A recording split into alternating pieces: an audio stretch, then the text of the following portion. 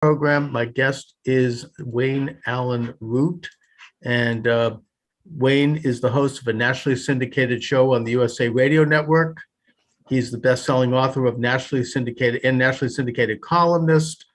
His latest book is The Great Patriot Protest and Boycott book.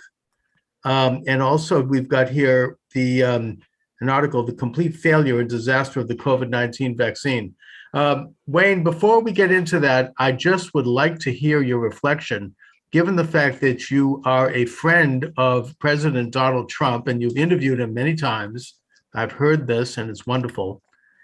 Could you reflect on the election yesterday in Virginia and what's right now going on with a potential to steal the election in New Jersey? Yeah, well, I mean, first of all, it's a red wave of unprecedented, depth in Virginia and in other places all around the country. I mean, even if we don't, and I've got a really rough voice, so excuse me. No problem. Really rough voice. I mean, I'm doing 10 interviews a day and my 3-hour national show. So I'm exhausted and I've lost my voice yesterday. So look, we won big last night. It was a red wave as we record this. Last night was Tuesday night. And it was a massive red wave, even in New Jersey, whether we wind up winning or not.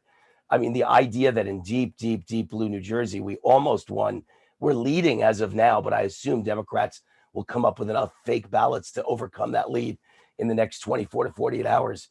But, Long Island, New York, Biden won by 10 points in the last election. And Republicans swept every race in Long Island, New York. And this went on all over the country. They just won the mayor of Rochester. Who'd ever believe that one? So it represents how angry people are. Why do you think everybody screams F Joe Biden at sporting events? Why do they scream let's go Brandon at sporting events? Everybody hates Joe Biden. They all realize they were duped, whether it was a rigged election or not. And I believe it absolutely was. It doesn't matter. There are a lot of people that still voted for Biden who realize now what a horrible choice it was. If you're middle class, if you have a job, if you own a business, if you work for a living, and if you pay taxes, you have to vote Republican and throw these communist bums out of office because they are ruining this country. And if you're a parent, you have to vote Republican because what they're trying to do to your children is disgusting. And so that was Virginia. It was all about the rage of parents.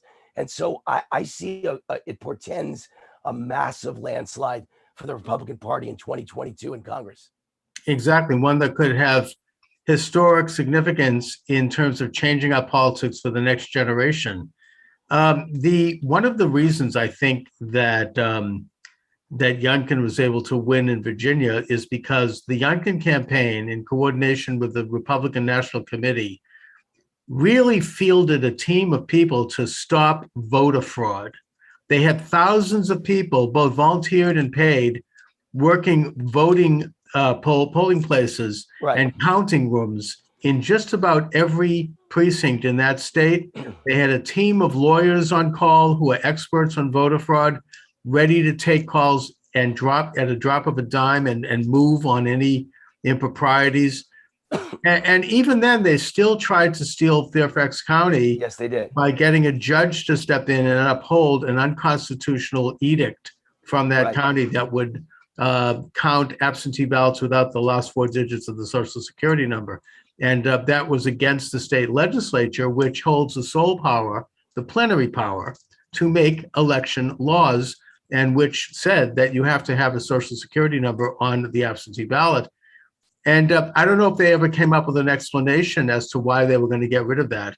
I mean, do they think Black people don't have Social Security numbers? I mean, it's kind of a racist thing, but they don't care.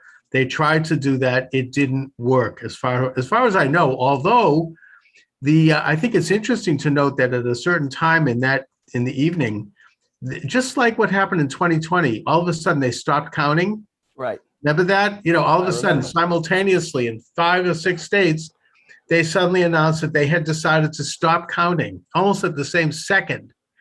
And these were all at times when Trump was ahead. Then, of course, later in the morning, in the wee hours, they start counting again, and you find that suddenly Biden's ahead.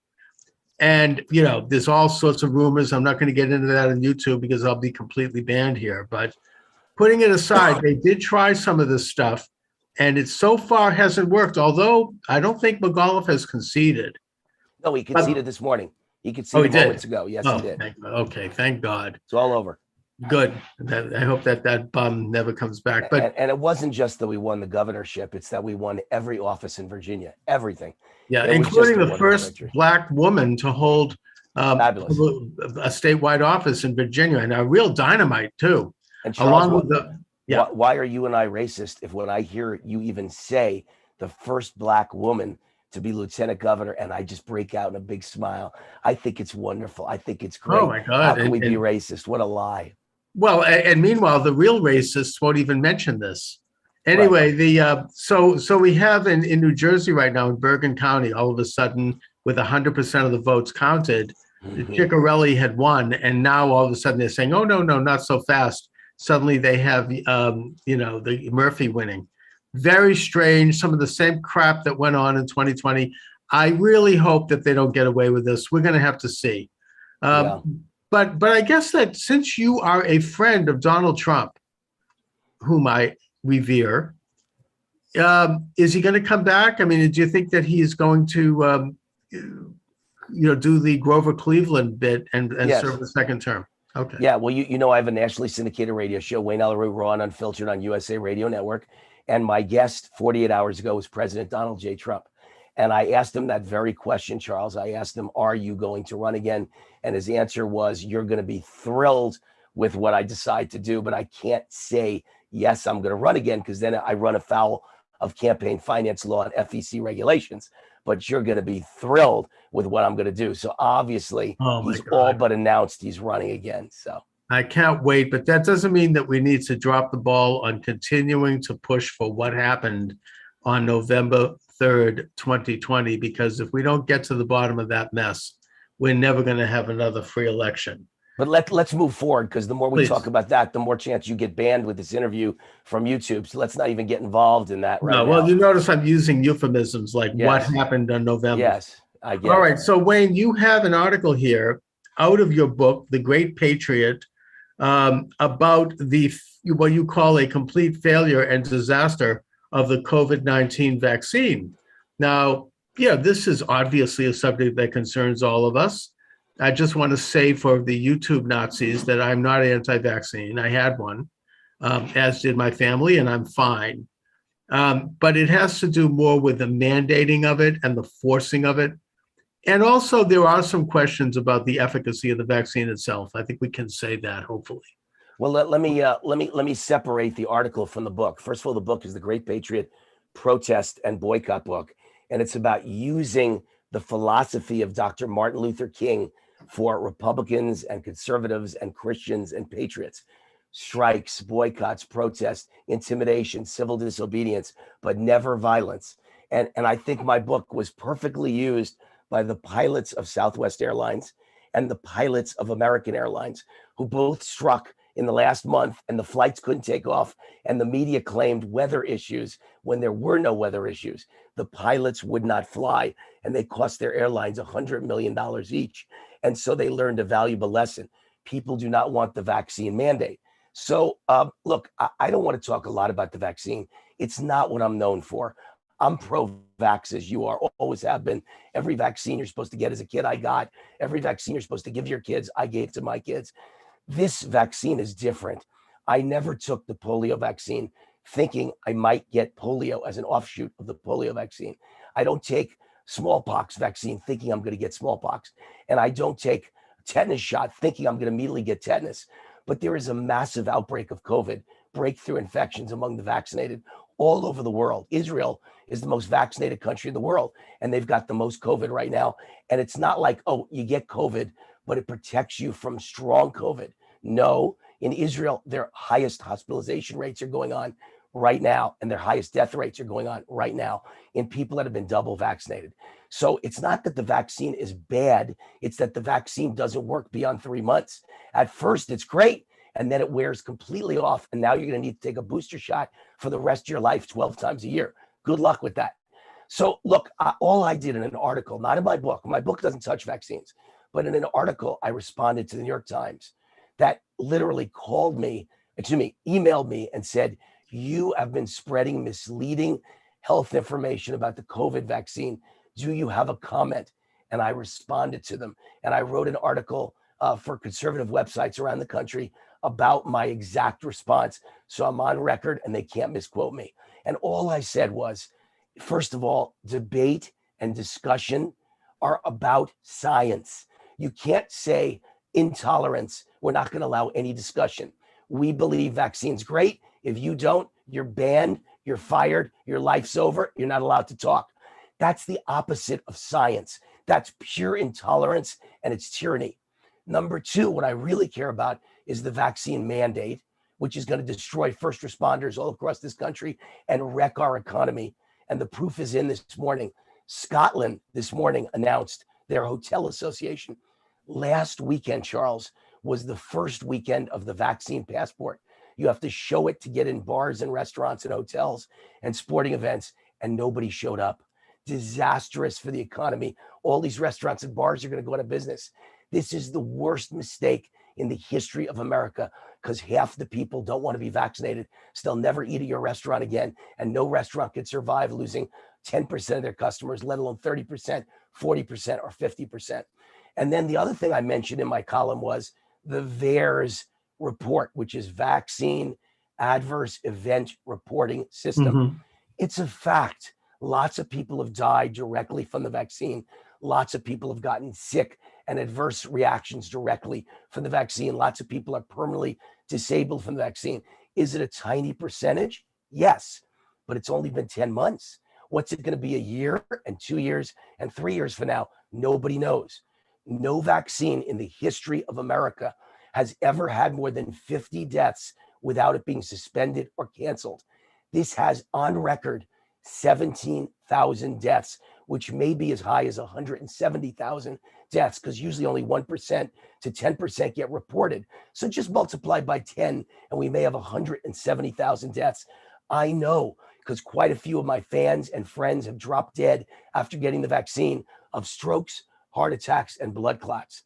Not everybody, a small percent, but some of them that I know have had this happen to them. And it's happening in emergency rooms all over America. I know because my fans are nurses and they call me and tell me and text me and email me every day that they are seeing emergency rooms filled with sick people who got the vaccine and now they're dying or extremely sick and they can't figure out why. And they think the connection is the vaccine. It's not a fact, but they think the connection is the vaccine. We need to suspend the program and look at what's happening. There was no long-term study. There was no double-blind study. There are lots of questions about this vaccine. And to bring this up and to ask questions is the very definition of science. So then why is it that our establishment, if you will, won't allow for an honest accounting and recording of the results of the vaccine? Like, for example, the OSHA, which was set up in the 1970s, and one of their functions was to report on negative reactions to medical devices and events. And they won't now. Yeah, they actually have on their website. They passed a directive saying that they no longer take the data from the states. They no longer are going to report it publicly, and they admit openly because they feel that it may hinder the rollout of the vaccine. Well, that's why no one wants me to talk about it. That's why people like me who are pro-vaccine, not vaccine skeptics, pro-vaccine, but not pro this vaccine. That's why they're trying to shut us up, silence us, and blackball us, because they think to even talk about it will cause people to not take it. And they believe on balance, you're better off taking it. My answer is, doesn't everybody have a right, my body, my choice, to hear all the facts before you take it? I compare this to AIDS in the 1980s. Okay, I'm a very pro-gay guy. I'm straight, but I'm a very pro-gay guy. I grew up in New York, and I love gay people. I have no problem with them. If you had come to me and said, gay people are all dying of AIDS, we need to spend hundreds of millions to find a cure for AIDS, you know what my answer would have been? Yes. But they felt that most Americans at that point in the 80s hated gays, didn't care if gays died. So they made up a lie that straight people are getting AIDS. I've never met a straight person in my life who got AIDS unless you're an intravenous drug user. Straight people didn't get AIDS, but they made that up because if you thought it was only gay people, they assumed you'd be against spending hundreds of millions. But that's still a lie and that's still fraud. And I don't agree with it. This is the same thing. You know who's in charge of that? Fauci. And it's the same lie. They think if you knew the side effects that some people experience, you might not take it, and they want you to take it. But they don't want you to take it for the good of your health. It's all about greed. I'm not an antenna-wearing conspiracy theorist. I don't think this is about depopulation of the world. I don't think there's one doctor in America who says, I want to mass murder Americans. That's bull. What this is everybody's getting rich. I believe Pfizer just reported 65 billion in profits. These are numbers no one ever imagined. And they're spreading the money around to all the doctors and all the experts and all the scientists. So no one's allowed to talk, or they get their money taken away from them. That's all this is greed. Yeah, we should take a look at the money trail, like any good reporter is used to do, and find out who's getting rich from these drug companies. And I also agree that I don't believe the conspiracy theories that it's a depopulation thing, because I trust the state of Israel, and I don't think Israel would be trying to depopulate their own country. Of course not. But they've made a big mistake, in my opinion. They may have, but it's not because they're trying to kill all the Jews. Of course not. You think Israel's run by Hitler? I mean, it's ridiculous. Exactly. But unfortunately, they may be doing what Hitler would have liked to do, which is kill a lot of Jews, and it's at the hands of other Jews. It may be happening by mistake. It may be happening without enough research and jumping into something that nobody studied. Look, when Trump was on my show, he bragged that he's the guy that got this done in record time. Yeah, and he'll probably get blamed for it if it comes out a year from now. Exactly. I think he should get ahead of this and say, look, I listened to Dr. Fauci. I'm not a doctor. I'm not a scientist. What did I know? I was just a field general who made something happen in record time that no one ever thought possible to try and save the American people. And I buy that argument. I love that argument. I give Trump credit. I think he's great, but he's not the doctor. He's not in charge of whether it kills people or not. So I think he did his job, but Fauci and company did not do their job. And also, I think that Trump has said, and I think I even heard him say it on your show, Wayne, that while he is proud of having made the vaccine happen, and it wouldn't have happened had he not been running that like a businessman, nevertheless, he does not support mandating it. Correct. He urges people to get it, but he doesn't want to have the gun back power of the state come in and start to, purge people who aren't getting it and force other people to get it, especially children. He said that twice on my show. He was on my show a few months ago, and that's what you saw. And he said he's against the mandate. And he repeated that again 48 hours ago. He's for the vaccine. He's against the mandate. So I'm all fine with that. If you want to get vaccinated, that's great. I don't choose to. That's great too. Exactly. So I think that's a much more balanced, and if I may suggest, a more pro-American view. We go into things, especially medical things, with information and with as much information as possible. And we have then what's called informed consent. And this whole idea, I mean, imagine the military giving people dishonorable discharge if they don't get the vaccine, and they're not even allowed to resign. They're just, I mean, it's horrendous.